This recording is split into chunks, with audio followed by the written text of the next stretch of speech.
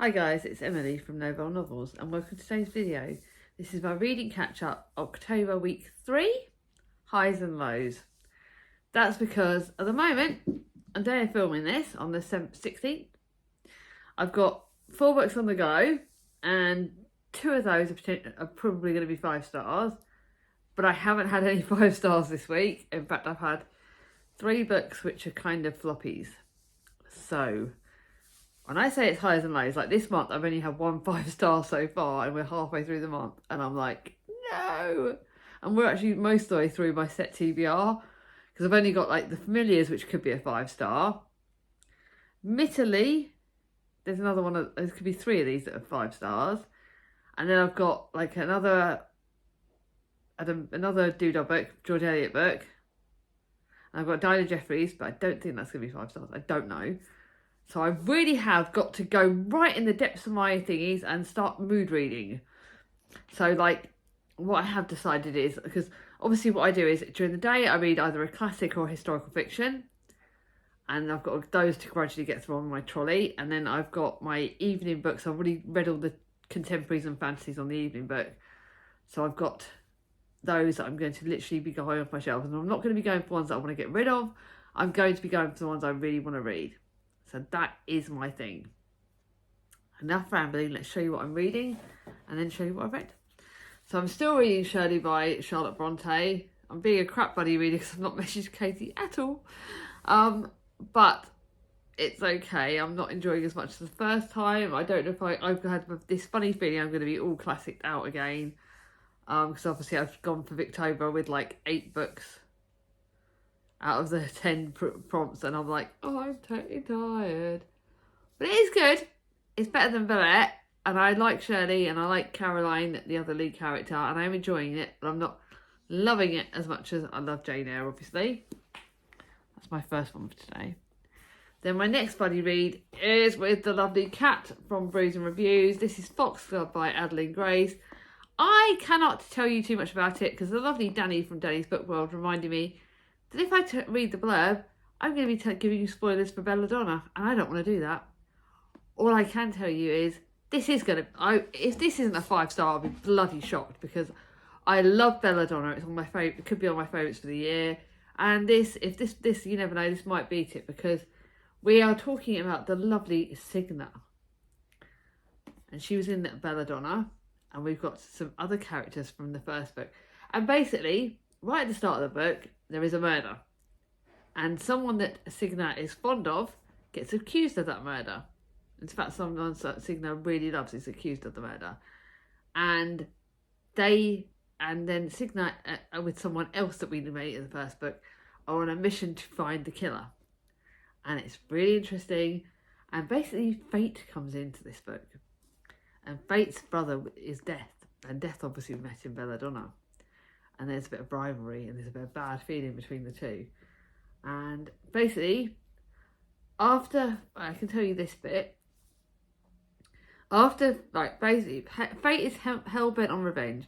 After his brother Death stole the life of the woman he loved, Fate is determined to have someone that Death loves to themselves, no matter what cost. And it is rivalry, it's death, but it's not done in a scary way. It kind of is a bit scary at points, but I really love it and I'm really enjoying it. And every day I can't wait to read my 50 pages. Every day I can't wait to read it. So, yeah, that is going to be 5-star. Well, I only started yesterday, and I think this is going to take me a bit longer to read because it's like 600. I didn't realise this. My Wilkie Collins book is about 600 pages. And this is No Name by Wilkie Collins, and this has got quite good reviews. It's Wilkie Collins, so we know that it's going to be dark. We know that it's going to be sort of like scandalous. And in this one, Wilkie Collins investigates the intimacy and the intelligence of the woman's question. And it's a wholly different order of suspense of that. For the family secret, the Vanstone daughters are illegitimate. So we find that out very early on. And their consequent disinheritance and fall from social grace is revealed early on as Magdalena Vanstone struggles to reclaim her identity, and the plot uncovers many moral and social and legal skeletons in the cupboard of Victorian society. I can't wait to blitz this afternoon. I only read about 30 pages yesterday because it was 40 pages because it was a bit of a busy day, and I finished 2 other books, but this is good. I'm really looking forward to it. definitely a me book. And then to one book that I nearly read in one night, and this was one of the ones that I literally picked off my shelves to add to the TBR, and this is Wildlands by Brogan Murphy. I picked this up on one of my booktube crawls, one of our booktube meetup doodles, or it's either that or one that I meant with Kat. And I picked this up because it's stunning, Sprayed Edges edition. I don't know what genre to call this because it's basically set in the future. So I'm going to call it dystopian because it's set 25 years into the future. And basically, it is very, very interesting. It's a fantasy, and basically in the future, no humans are allowed in Wildlands, which is they've cut off a part of England, Britain, where the wolves, lynx and bison roam free. The only exception is a high-speed rail line that runs through the project. And then 13-year-old Astrid and their little sister Indy are on board when the train slows to a brief unexpected stop and they accidentally find themselves being left behind. And this does tackle some quite interesting issues. It does talk about the fact that at one point this project is supposed to be protecting the wildlife, but it also kicked out a lot of people from their homes, and that's sort of something that's interesting, and that debate. I'm going to call this dystopic because it's like a middle grade dystopic. But yeah, considering I only started last night, I read it last 309 pages last night. Okay, I'm going to say the print is quite big, and it's pictures and it's short chapters, and I just didn't want to go to sleep last night. It was one of those books where I didn't actually want to go to sleep because I was enjoying it so much. So this is going to get finished today, and I didn't realise it's a signed edition. So this is going to get kept. My mum's going to read this next, and she's going to love it. So right, there's the books for today. So I have my little stack for today in my little chair where I'm going to be sitting on the sofa. Now let's show you the books I've been reading. So like I said, apart from Shelley, which I'm not 100% on, the other three are bloody good. Otherwise, it's not been the best reading week. I've had like 2 4.5 stars, but yeah. Actually, I suppose it's not bad if you think it's 3.5 stars, 2 4 stars, and 2 5 stars. Yes, my average rating for the month is not great, but am I beating myself up? Please talk to me down below. So the first one is 3.5 stars, and this would probably rate higher if I was of the YA audience. This is The Sky is Everywhere by Jandy Nelson. And this is very much for YA contemporary. And Lenny Walker is 17 and she's Wuthering Heights obsessed. She's a clarinet player and band geek. Also hopeless romantic. Prone to scattering photo poems all over the town. But as of 4 weeks ago, her sister died. And this is about grief, and this was very much destroying me. Because the idea of losing my sisters would just be like the world's worst. And then she falls in love, and it's very much a YA romance, but it does talk about grief quite a lot. So yeah, but it was a good enough book. It was just not for me really. So let's go and charity shop. Then to a book that I read for Gothtober. This was one I wasn't even sure I would complete because of the context of it. It freaked the living crap out of me. It's 3.5 stars. But if you like gothic books, in fact, I'm very, very tempted to talk to Olivia and see if she wants it. Yeah. Anyway, I'm no good at sending books. I always keep saying I'm going to send books for people, but I'm not really no good because I'm so not organised. This could be one for, if you like dark gothic books with tarot cards and ghosts and things like that. But it scared the crap out of me. It was short. I did actually, obviously, the fact I kept reading it was obviously meant it was better than I was expecting because the writing was good. But God, did it scare the crap out of me. There is a lot of death, a lot of murder, a lot of tarot cards, a lot of ghosts, a lot of scary stuff in it. And it's set in 19th century New York. And then they go on a journey. And it's LGBTQI romance as well. But it scared the bejeebus out of me. Not keeping that. That's all I can say. It scared the crap out of me. And then to one that, again, this was 4 stars. No, this was 3.5 stars as well. This is Underbelly by Anna Whitehouse. Charlie got me to pick this up in March, so it's been read and off my shelf pretty quickly. But this is, again, it's contemporary, but it's kind of got a mystery element as well. She doesn't want your life, she wants to destroy it. And it's about two mums that meet in the playground. Very different lives, but both sort of, it does talk about social media and how that sort of, how social media can really sort of change people's influences on you. Right, okay. Okay, so this is undervalued singular. The soft underside of an animal, a dark hidden part of society. Lo and Dylan living parallel lives, worlds apart. Lo is a ultimate middle-class mother, all perfectly polished Instagram posts and armchair activism. Dylan is just about surviving on 0 hours telemarketing job from her flat, trying to keep food on the table. When they meet at the school gates, they are catapulted into each other's homes and lives with devastating consequences.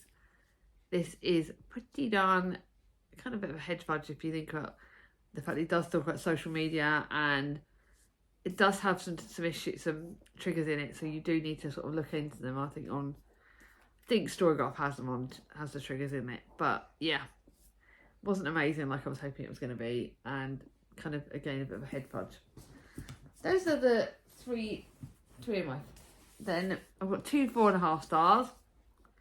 No, 2 4 stars, one of which I'm not going to keep this one. This is Happy Medium by Sarah Adler. But this is a good ghosty romance, and it's got a bit of fantasy, so it's another one I picked off my shelf randomly. But this one, on the other hand, of the other ones, this is literally, why is it, whenever I've mood read, it's gone better? Because like this and Wildlands were really good books, so tells you mood reading is really what I need to do. This is really about a girl called a fake spirit medium, Gretchen Acorn, who she may be a fraud, but she's a benevolent one. So when a client asks her to help a friend who's struggling to sell his apparently haunted goat farm, who can Gretchen say no? But it turns out the said farmer isn't quite what Gretchen imagined. Charlie Wable is young, hot as hell, and extremely unconvinced by Gretchen. But things get even worse for Gretchen when she finds herself face to face with Everett, a very real and very chatty ghost. And I absolutely really enjoyed this. This is a fun fantasy romance. It's got a bit of saucy bits in it, but it's just really good. The writing was really good. This author wrote Mrs. Nash's Ashes, which I really enjoyed, and this is like a fancy one, and I just really enjoyed it. Thought it was a great book. Just because it's not going to be one I'm going to reread, it was still a cosy, fun romance. Then to a book that I owe. This is Adam Bede by George Eliot, and I am very pleased to say this was a success. I had DNF'd it a few Victovers ago, but I kept it because Kate said that she liked it, and Kate said, and if obviously I trust Kate's opinion, and I'm really glad. I really enjoyed it. I did actually think that apparently this is George Eliot's first full-length novel. And it talks about Adam Bede, and it's got his brother, and it's a bit of a family thing, and it's set at the turn of the 18th century. This book relates a story of seduction, issuing inward suffering from its worst form of nemesis. This was actually quite good. It's actually one I'm going to keep because I might actually reread this at some point. And I actually liked Adam Bede's character. I liked that there's some family stuff in this. There is some sad stuff. It is a bit dark and a bit sad, but it was actually one I really enjoyed a lot more than I thought I would. So thank you. Now to my 2 4.5 stars. Both of no. I don't know. I'm going to keep this one because it's part of a series. This is Finally Mine by Lucy Score, and I've got one of the series, and I don't know if I'll keep this series as much as I kept the other series, the Benevolent series. But this is the second in the series, so I'm probably going to read the third and then unhaul them. I think I'm actually going to have to read the third in December, actually. So that'll be another series off my shelves. Gloria is due happily ever after she lost 10 years to a toxic, dangerous relationship. Again, you do need to read this in series order because there is lots of points that overlap in the first book in the series. But again, it's a lot of sauce. There is a lot of sauciness in this, but probably less so than in the first book because it does talk about abusive relationships. Like we said, right at the start, it talks about that. And it does talk about the damage to that. It does have a character with a limb loss. I'm not going to say where, but you find that out in the first book, so it kind of does tell you what's going to happen in the second. So you can read them separately, but yeah, it makes a lot more sense if you read them together. And you kind of get a bit of spoilers, so you kind of know what's coming. But it's a really good book, and the hometown hero, Aldo Moretta, is a really sexy, gorgeous lead male character who you properly fall in love with. And Gloria is such a battered down character, but her strength grows over the course of the book, and I really enjoyed that. And then to my last book that I've read, and this is Hamnet by Maggie O'Farrell. This was my reread for the month, and it went from 4.5 star from 5 star down to 4.5, almost 4 if I'm being honest. I have to accept that Maggie O'Farrell is not necessarily for me. I loved Hamnet on the first time, but how much I loved it because other people that around me were loving it, I don't know. It won the Women's Prize in 2020, and yeah, it wasn't quite as good on a reread. It basically tells the story. Shakespeare's not mentioned in this, but as you can tell, it's connected to him. It's more about his wife, Agnes, who I think was called Anne in real life, we don't know. And it's about Hamnet and his 2 sisters and their story, but it's more Agnes's story. And neither parent knows that Hamnet will not survive the week. And yeah, we all know that Hamnet dies because it's obviously talked about in a lot of history. But yeah, there's a bit of an interesting bits in this. And it was a good book, but not necessarily one I loved as much, so I'm not going to keep that. I think now I've reread it and it's not one that I need to keep. Yes, I'm planning my rereads for next year, and I'm wondering which ones I'm gonna keep and which ones I won't. So, as to the up and down other bits that we had, some other news, unfortunately my hospital news, was that it doesn't turn out that just one of my wires is broken. The other wire is damaged slightly. So we are still waiting on to find out what the hell they're going to do, and it's a bit of a waiting game. So I have had a bit of an up and down emotional week. It's been really, really busy with other mum jobs and mum appointments, a lot of stuff with Thomas for year 6 and things, and that's been really, really busy this week. I did have a trip to Costa, so you'll see the picture. There is a book in that picture that I didn't realise has got controversy attached to it. I chose the book not realising about the controversy, so just a heads up, I didn't know that it's connected to that awful woman that we absolutely hate. There's some sort of connections to that and that series, so please don't think that I did something stupid or I'm daft. I just didn't know. But I did have the lovely, so focusing on that is I had the lovely Costa, the lovely cake. I had the most gorgeous maple hazel latte, and it was just stunning, and the cake was just, oh, I love cakes. I'm also going to include a couple of food pictures at the end because I've been making some really lovely food meals and I'm still really enjoying my food. And like Charlie, it was even though it's her birthday, she's getting rid of loads of books. So she's bloody for the fame for the fact that my book haul is going to be doing big again in October. She's given me Tiananmen Square by Lei Wen. It's a book she bought from my Baz Books, and it's very pretty. It's a historical fiction book that destroyed me, but she wanted to get rid of it, so she's given me this. So that was a gift, I think, Charlie. So I have been buying books. I don't care. I'm not beating myself up. And then lastly, yeah, I've been enjoying kicking the leaves and going for walks and just kicking leaves because that is something that really helps my mental health. I love seeing the autumn leaves now. I've loved starting putting lighting my candles in the evening, so I'm going to be doing that a lot more now. I've just got that candle vibe thing, so I'm going to be doing that. So, what have you been reading this week? What have you been up to? Let me know in the comments down below. If you got to the end of this video, leave me an autumn leaf emoji or a candle emoji. If you like this video, give it a thumbs up. If you're new to my channel, not sorry, ring on my ding-a-ling, and I'll see you all soon. Bye bye.